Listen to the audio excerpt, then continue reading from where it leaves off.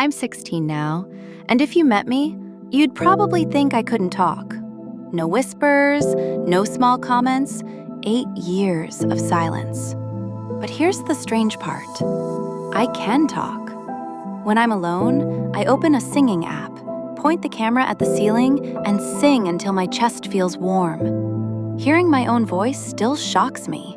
It sounds free, like someone I'm only allowed to be when no one's watching. People wonder how someone goes from non-stop talking to 8 years of nothing. It started when I was 8. I was loud, reckless, always talking before thinking. Teachers warned me, "Your mouth will get you in trouble one day." I ignored them.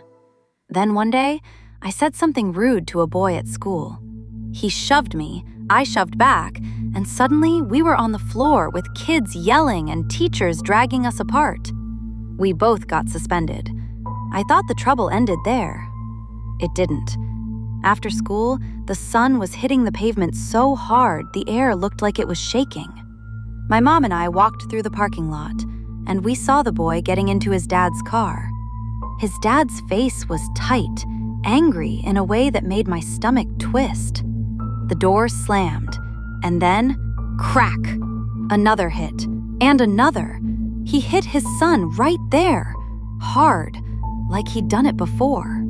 The boy didn't scream. He just folded into himself, quiet and small. My whole body froze, my ears rang, and one thought took over. This is my fault. My mouth caused this. A week later, someone said the boy went to live with his grandma. To my 8-year-old brain, that meant I had broken his life. That night, I made a decision that felt like the only way to keep people safe. I stopped talking.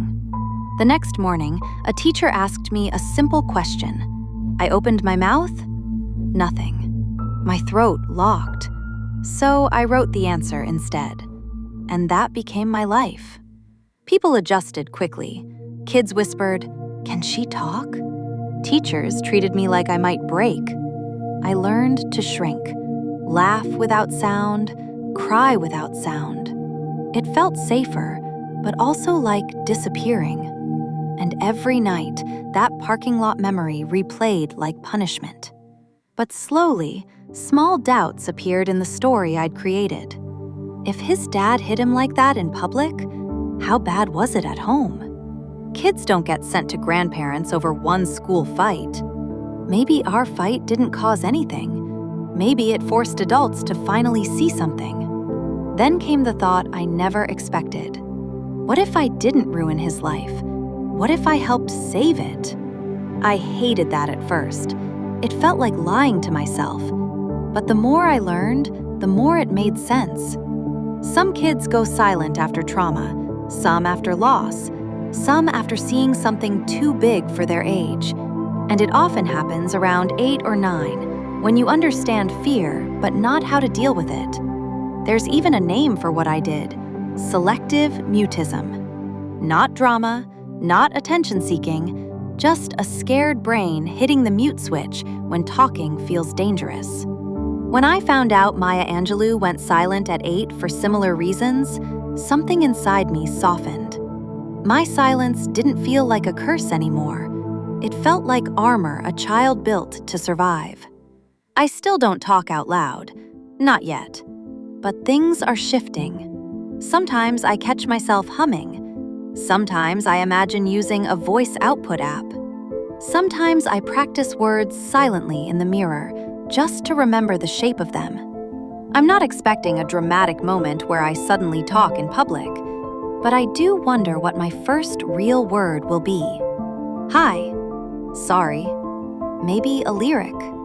If you've ever felt like disappearing was easier, if one moment from your childhood convinced you that your voice could only cause harm, I understand. But here's what I'm learning. My voice isn't dangerous. It's not something to punish. It's just a part of me I locked away too early. One day, I think I'll speak again. Not for anyone else, but for that 8-year-old kid who thought silence was the only way to stay safe. And maybe If you've been quiet for too long too, you deserve to come back in your own time.